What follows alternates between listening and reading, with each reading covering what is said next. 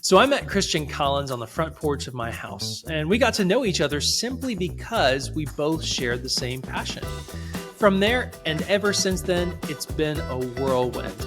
We've worked together on his congressional campaign along with the Texas Youth Summit, which is a mission driven organization focused on helping the youth of today recognize the need to hold on to the strong values our country was built upon. I'm excited to share the conversation he and I had surrounding his mission and how business and organizational leaders should respond to it. I'm your host, Clay Vaughn, and I'm best known as the CEO of Reverent, a full-service agency that focuses on helping you market your business and share your story. If you're tired of letting your cold, warm, and hot opportunities fall through the cracks, then I think you should take a listen to this quick message from our new sponsor, Rocket Fuel. When small businesses let their leads slip through the cracks, their top-line revenue suffers. Over the years, Rocket Fuel's all-in-one CRM software has helped thousands of small business owners organize and automate their communications so that nothing slips through the cracks and their top-line capacity can grow. So, schedule a demo today at www.rocketfuel.software. You can stop losing leads and instead close more sales with half the effort. Well, hey, Christian, thanks so much for tuning into Good Business today and being our guest here. It's an honor to have you, and I've enjoyed getting to work with you and know you as a friend and as a fellow mission warrior over the past few years, and I'm excited to have you on. I feel like you're going to bring a lot of value to everybody tuning in today. So, Christian, thank you. Well, Clay, thank you for all that you do throughout the community and our state, and really respect your business and your character and your ability to connect with so many people. I enjoy getting to know you. Awesome. Well, thank you. I appreciate that. So we're just going to dive right on in today, man. I know that you're a busy guy, and our listeners probably don't have 3 hours to sit down and listen, even though I'm sure they would love to. But I'll give you just kind of a quick overview of who Christian is and how I know him. So Christian is a fantastic leader in our local community in the greater Woodlands, Conroe area. And he was a Republican candidate for Congressional District 8. And I'll let him share a little bit more about that. He also is the president, CEO? What was your title at Texas Youth Summit? The guy in charge. Founder, I guess is what Founder, there it say. is. There it is. Yeah. Founder of Texas Youth Summit, and you'll hear more about that as well. Christian and I actually met through one of my companies, and he ended up hearing about me because he ended up saying, hey, can we work together? But then we found out we live next door to each other. So we got a chance to meet and smoke some cigars on the front porch, talk about life and liberty and the pursuit of happiness for quite a few evenings out there on Piney Way Lane. Man, that was a throwback right there. But yeah, so that's how Christian and I know each other. And so Christian, I would love it if you could just kind of give us an overview. Who is Christian Collins, and what's your story?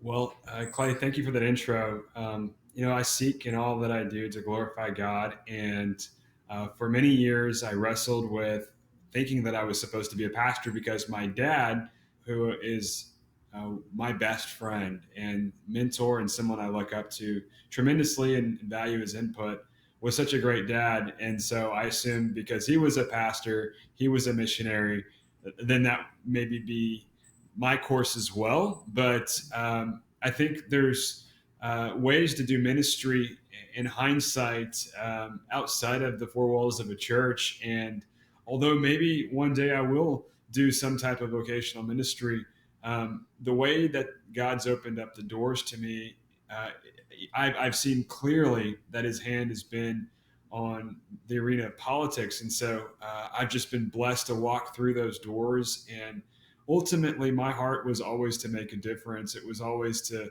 serve people, love people, and at the end of the day, to glorify God. And I try to do that with every decision, conversation, position I take, whatever. I want to glorify God. And as it relates to, my story in particular, well, a little short bio. My parents were missionaries overseas. They pastored a church in Texas. I went to high school and college and in Texas. Actually went to the University of Texas. In my senior year of school, I really came to faith. I'd been a hardcore Republican, but I wasn't living for the Lord. And so it was that intersection where I decided that maybe I didn't want to go into politics anymore. And so I had this sort of season where I was flirting with going into ministry.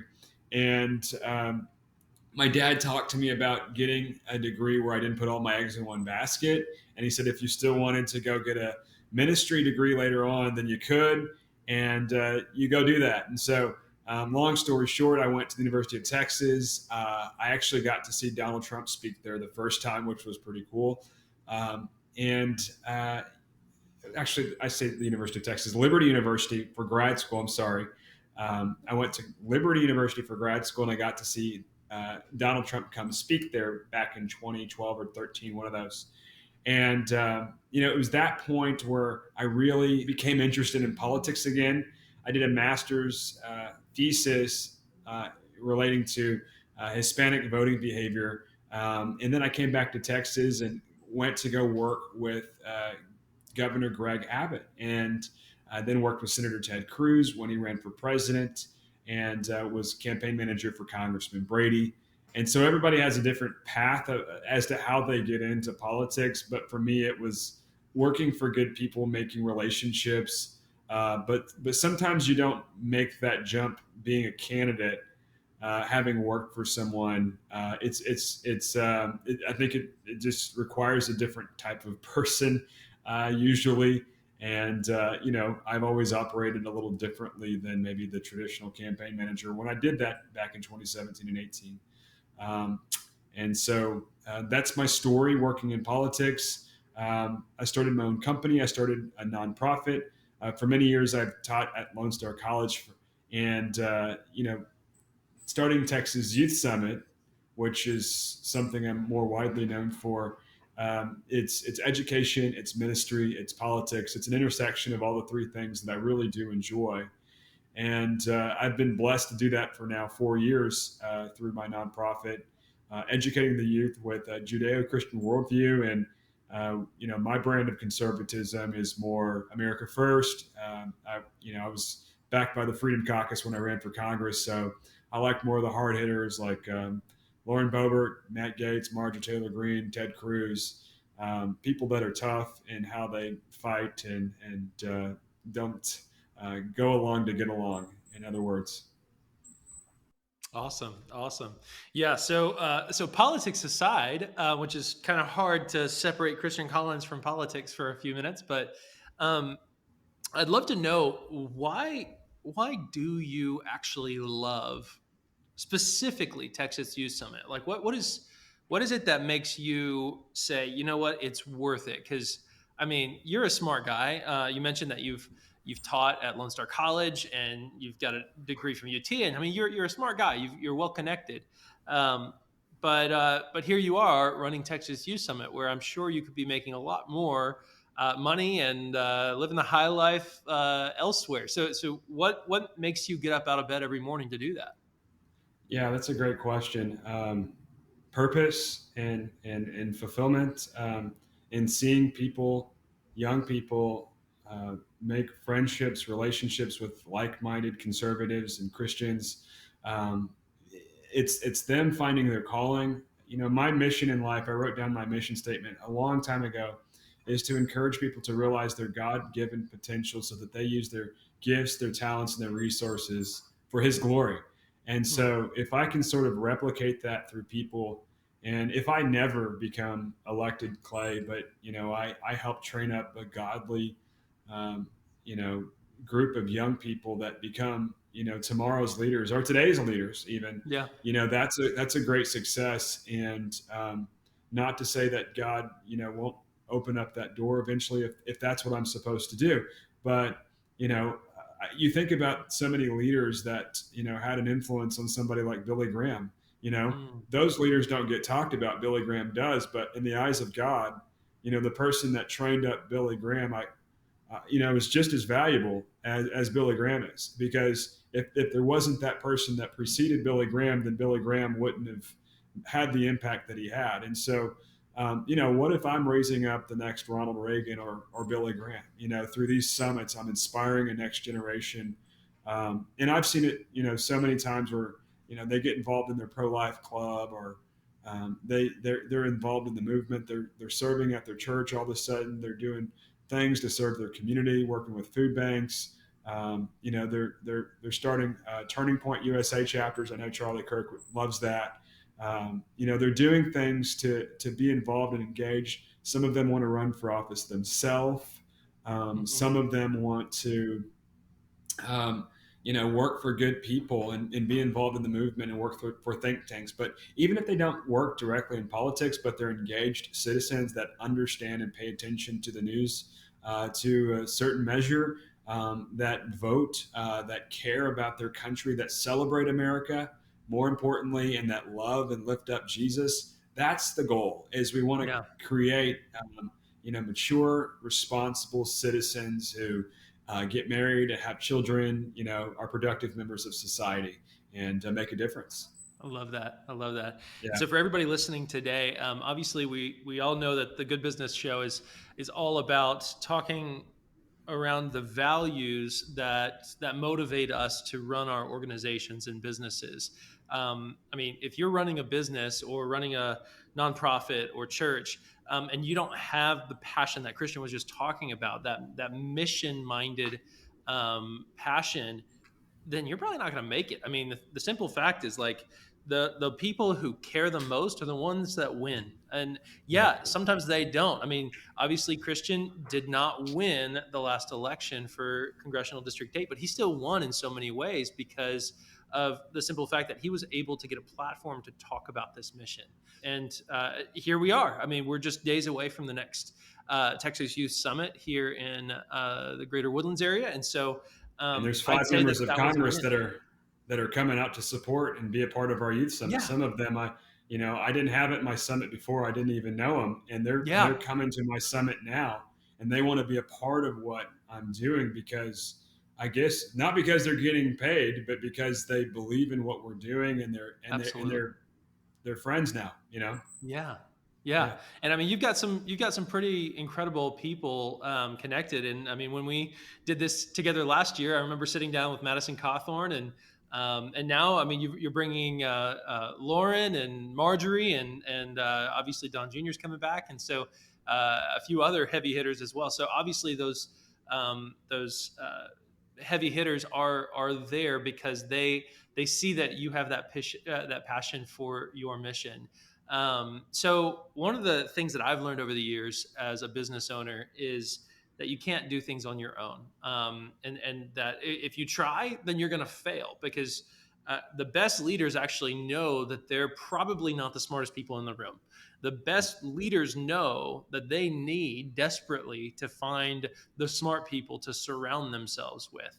It's why David had his mighty men. It's why you're not going to see a king on the throne. Well, ideally, you would not see a king on the throne in the United States of America because we all know of the power that comes when you surround yourself with different perspectives, different mindsets, different experiences, and also different levels of wisdom. And so, what I would love to know from you is what does that look like for you? I mean, what kind of mentors do you have? And I know that Raphael has been a huge mentor for you over the years, and so I'd love it if you could share a little bit about that. But also, if there's anyone else from a just a not in the trenches alone perspective that you've seen that has been able to support you, and what did that look like? Yeah, that's a great question. You mentioned Raphael. He's probably the biggest one that isn't my father. Most of the life decisions I've made in the last 6 or 7 years, I've run through him. And I've wanted that same spirit Ted Cruz has imparted on me by Raphael, and having spent hundreds of hours with him. Yeah. You definitely pick up that grit, that sense of urgency to save the country, the ambition, the drive. Um, it's not to say I wouldn't be that way, anyway, but he's a kindred spirit. He's a lot Hmm. like how I want to be when I'm 80. I want to be Yeah. somebody that is hustling and speaking and writing and meeting with people and doing what needs to be done, the hard work in this country to save America. And he has that sense of urgency, and I love that because I remember traveling with him when I worked for Senator Cruz back in 2016. And Raphael was 77 then; he's 82 now. And just to He was clarify, running around. Raphael is Ted's dad. Just for anyone Oh yeah, listening who doesn't yeah. know that. Sorry, I should have said that earlier. And he was 77 years old. He's sprinting through the airport, and I'm just trying to keep up with him. And I learned a lot by serving someone else's vision before I set out and to do my own. And when I ran for Congress, Raphael and Ted were both there to endorse me and support me, Mm. and it meant so much. So what I would tell people is serve someone else's vision, um, even if you aren't, uh, setting out to do what you feel called to do later, because there's when you're faithful with that, and they see that you're faithful with that, then good things ensue, I think. Mm. And so be patient and serve someone. I think politics is sort of like ministry the way that I see it. I was his armor bearer, although he didn't really want me carrying his stuff around because he thought that was ageist and he thought that he could carry his own stuff. I wasn't implying he was old, but that was my attitude. Was I wanted to carry his stuff, even though I could have felt like I entitled because I had a piece of paper, a graduate degree or something. That Hmm. doesn't mean anything. What means something is service and humility. And so that was something. And I've made some friends in politics that have had a lot of influence on me. But really, what means the most is just your close knit inner circle. My mom and my dad, my sisters, I have some close friends that aren't related to politics, and so I've learned that you need to have a life outside of politics. You need to have a life outside of your business, even Yeah. where you have friends that aren't connected to all of that. Because if you were, for whatever reason, to lose all of that, and then you'd see your friends just disappear. If your Yep. friends are all tied to what you do, as opposed to just people that love you just for you, and so I want to. I wish I could spend more time with the people that I love so dear, but Mm. I think it's important to have a life outside of your public figure. It's a silly word that doesn't mean I'm a public figure, but Sure. your public life. You need to have a private life where it's in balance and Yeah. you have some joy in it. I love it. I love it. Yeah, And I think that just plays in so well with this concept of being what it looks like to be a Christian leader. And as I yeah, mentioned earlier, David had his mighty men. So yes, those men were with him, and it was in many ways because he was a king, but he still had those men with him beforehand. And right. so when we think about just your role as a conservative Christian leader, Yeah, whether you're a pastor or not, you still have influence over people. I mean, you have this Texas Youth sure. Summit, you have a stage, you have a Right. presence. How would you say that your personality has played a role in those wins and losses over the years? And the reason why I'm asking that, because that sounds like a weird question. Um, a lot of people say, you know what, I'm an introvert, and so I just don't have the ability to stand up for what I believe in. I don't feel comfortable doing that. And then you have others who are extroverts, and they have no issue doing that, but they also end up getting their themselves in trouble by maybe saying a little bit too much. And as hard as it might be to believe, I'm actually an introvert. I thrive in solitude, which is so strange considering the role that I've play in my business and everything. But um, when you think about your personality, what has led to your wins and losses? I've never been afraid of people, um, Hmm. with the caveat sometimes that pretty girls, but outside of that, I've never been afraid of people, and so whoever has a certain so-called social status or wealth or prominence or influence. I've always just been that way since I was a younger boy. I'd just walk right up to him and start talking to him. Mm. And as I've gotten older, when I was a young man, 20 years old, I wanted to take pictures with the influencers, the politicians, the people. As I've gotten older, that it's not that I'm not impressed with people or that I have a over self confidence in myself, but my I'm not so if I meet somebody, it's not trying to make my way through a crowd of people that are trying to meet them at a convention anymore. Although I have Hmm. met people at conventions. I actually met Charlie Kirk at CPAC Oh, about cool. 6-7 years ago maybe, and he said if you could ever be of help to me, um, let me know. And I invited him to participate in our youth summit. Same with Candace Owens. I met her at an event and, got their card and, they just came and helped. But, with a lot of these people that, have, helped me and supported me, it's not, I wouldn't want to meet, I obviously would want to meet them or else I wouldn't be reaching out. But I just, what I tell people is, you should not overdo it with telling them how wonderful you think they are. Mm. Just meet them, treat them like, your friends, and and then eventually they may be on a stage with you endorsing you. So, I mean, That's great. so it's Love not that I wasn't impressed with them, or else I wouldn't have wanted their support or wanted them to speak at my event. But just running over to them and overwhelming people, or just trying to get their picture. That's kind of what I would tell young people is just be be more patient, and Yeah. be more calm and treat them like a normal person, not like your celebrity crush. Uh, Yeah. so Yeah. the people that I'm really I would probably are legends. Yeah.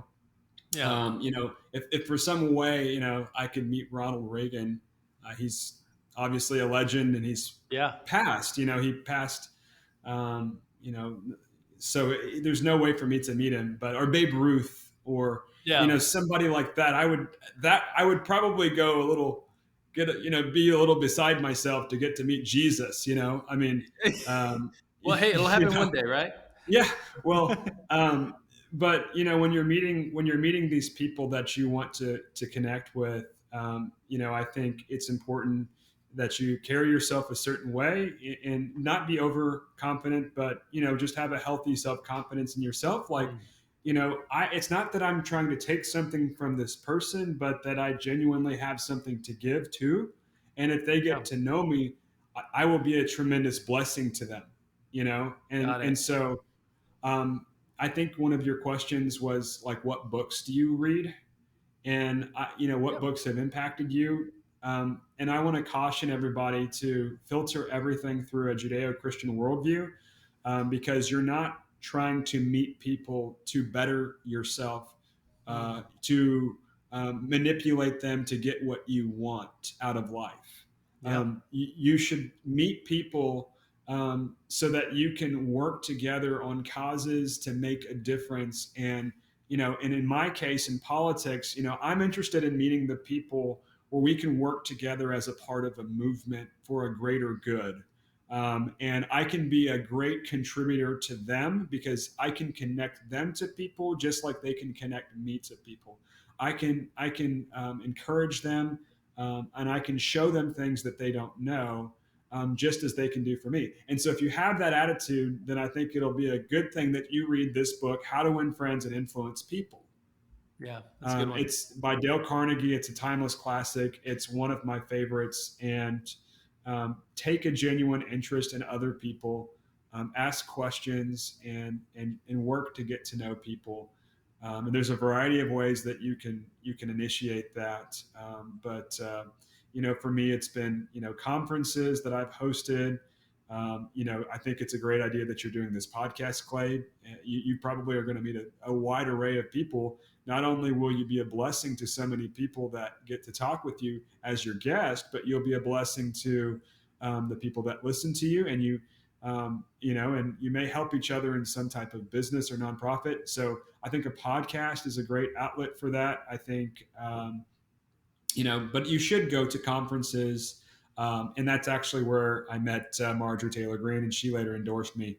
But I met That's her at a cool. conference. So, you want to get out there, network with like minded people. So if you're in politics, CPAC, you know, Texas Youth Summit, I'll just plug that. And, it'll probably be a lot bigger than, what it's been, and it's going to keep growing. So I hope that people come there, for a lot of I different love that. reasons. And if it's to network, they'll grow that way too. Absolutely, You absolutely. know, So, Christian, I really appreciate you coming onto the show today. And so, before we wrap up, I just kind of have one last question for you, and then I'll kind of give you the floor to talk a little bit about how people can engage with you. But um, you've obviously spent some time in politics. You've spent some time in education. You've spent some time in ministry. Um, how would you advise? Um, how would you advise other Christian business leaders and nonprofit leaders who may be afraid of standing up publicly for their beliefs?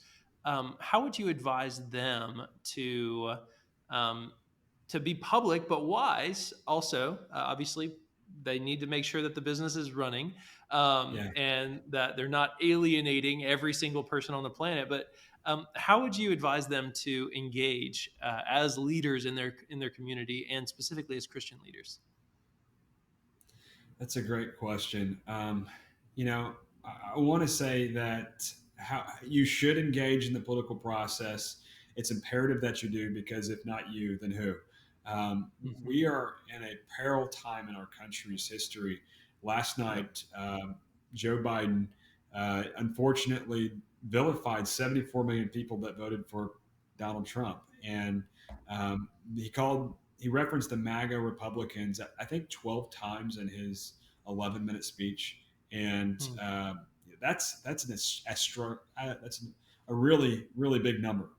Yeah. Um, and he's really coming after and trying to divide and conquer the Republican movement, and I think it's important that we recognize that this is not politics as normal. No. This is not the right wing and the left wing, and they balance it out and make the beautiful bald eagle. No, they have gone so far left that moderates like Elon Musk have been forced to join the common sense side. Yeah. You have leaders like him and Joe Rogan, who I think Joe Rogan endorsed Bernie Sanders at one point just because maybe it was the marijuana thing. I don't know. But I mean, he's seeing how far left this Democrat Party has gone, and he's recognizing, okay, I'm more like the Republicans now. And so if you don't speak up, and then look what's happening to our schools, all right? I mean, children, they don't know what gender they are half the time because of the teachers that are pushing their woke leftist ideology. They're pushing CRT, critical race theory, for those of you that don't know, and teaching that America is systemically racist and that you should have this notion of white guilt.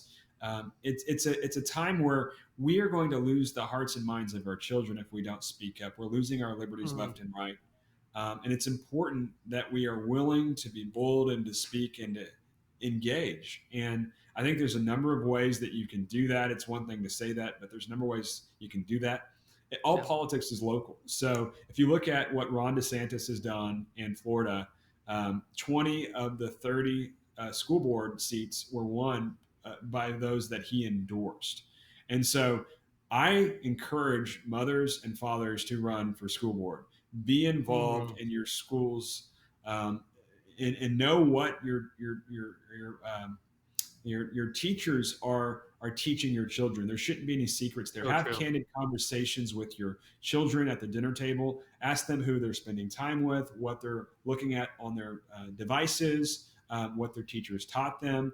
You need to be engaged. And if you homeschool, well, kudos to you. That's a beautiful thing. I hope to do that too. But not everybody can afford that or is in the life situation to be able to do that. Yeah. Christian schools, that's obviously a great thing too. Again, not everybody can afford that. So Yeah. a lot of people, you have two incomes. You have to put your kids through public schools. So be engaged. Be involved in the city council. Be Yeah. involved in the state legislature. Have a relationship with your elected leaders. Have conversations with them. And if you have these milk toast Republicans that are just kind of going along to get along and they're just taking up space, maybe run against them. But you need to have somebody in there that's actually Yeah. fighting for your values. And you have to have a relationship with those leaders. They have to know who you are to be able to have that dialogue. So go to their events. Be kind. Don't be angry. Don't call them names or anything like that. But be a happy warrior. Be firm, but smile and Love it. and ask them tough questions sometimes if they're not doing what they're supposed to do. But if they are, give them some money and help them. Yeah. Block walk for them, phone bank for them. They need volunteers on their campaigns because the Democrats are running against them, and so there's a lot of different ways you can help. Join good organizations. Make sure your churches are engaged. Like I heard a statistic, like only a third of the churches are actually voting, and a lot of people aren't even registered. So I think it's important that people of faith recognize that if they do not get involved in the political process, we're going to lose this country. So try to get your pastor, especially if you're a tither, you have some skin in the game. They'll listen. To do a voter registration drive at your church. Have tables at your church where you're registering voters and getting them involved in the political process. Work with nonprofit organizations where they talk about the differences. I've seen this in Dallas at Robert Morris's church, where they worked with different groups. They explained the differences between the Republican and Democrat candidate. They didn't endorse anybody, but they just said this candidate is pro-life, this one's pro-choice. This one's for religious liberty. This one wants to take away your religious liberty. This one wants lower taxes. Yeah. This one wants higher taxes. So they explain the difference between the candidates, and you're providing that education there. So I just given you a lot of different ways that you can be civically engaged, and I hope that you do it. But if I can make a gratuitous plug here, Texas Youth Summit is a great way. We take volunteers. We also need financial support. I've done this with a ragtag group of volunteers and a shoestring budget, but I have at this next event, I have Candace Owens, Kaylee McEnany, Marjorie Taylor Greene, Matt Gates, Lauren Boebert. We have Ted Cruz. We have DC Drano. We have Allie Beth Stuckey. We have some of the biggest, best leaders in the country, and I'm about to add another really big one. And so we're doing great things at this Texas Youth Summit. And a lot of these people are coming because they believe in the movement that we've started. We've offered this event free to youth, high school and college. We've actually opened it up to middle school, so that 12 to 15 age range. We are doing good things to educate them. And so this event is September 16th and 17th, the Woodlands at Grace Woodlands Church. And so be there. You can meet Candace Owens. You can buy her book. You can get a picture with her on Friday. We have a lot of different things that can happen on Saturday. VIP reception. If you, as a parent, please buy a ticket and buy a VIP ticket if you want to meet Marjorie Taylor Greene, Lauren Boebert, and Kaylee McEnany. We have a VIP reception. So you can buy general admission or tickets that are VIP. And the money that we have left over, we're going to go do an event down in South Texas with Myra Flores. And we're bringing Kaylee McEnany down there. We're going to have Monica de la Cruz Hernandez and Cassie Garcia. They're great ladies. They're there to talk about conservatism, but they're also running for Congress. And they're great people. We're seeing South Texas turn, in a conservative direction. Myra Flores, my friend who spoke at our event in Montgomery County last year, is won her position, in Congress, and it's incredible to see. And so we're doing great things with our organization. So get involved at TexasYouthSummit.com and look forward to having your help. Awesome. Awesome. Well, Christian, thanks so much for joining us on this episode of Good Business. I know it's not a normal one, so thank you everybody for listening in. I hope you're encouraged by this, and I encourage you absolutely get involved in the political process. That's a big part of us as business leaders and nonprofit leaders that. If we don't do that, if we don't support the people that share our values, then our values will not only become irrelevant to the culture, but they'll become illegal. And we don't want that to happen. So, with that being said, y'all have a blessed day. Christian, thanks so much for being here.